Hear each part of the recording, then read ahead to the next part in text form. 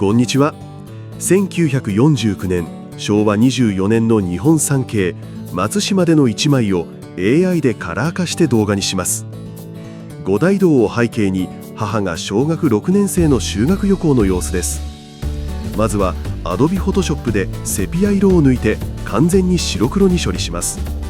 マイヘリテージでカラー化して再び Adobe Photoshop で傷を消していきます。ニューラルフィルターも使って肌をスムーズに。 JPEG のノイズを削除。写真を復元しました。そして動画化します。まずはスタジオジュノのフレームパック F1 です。あまり動きがないので次はランウェイゲン3アルファターボを使いました。手持ちの撮影の感じはよく出ていますね。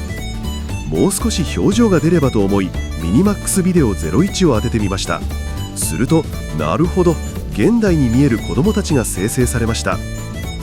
AI やってくれました。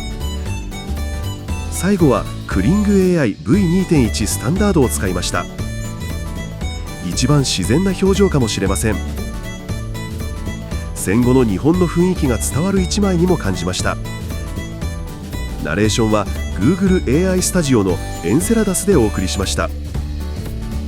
それではまたお会いしましょう。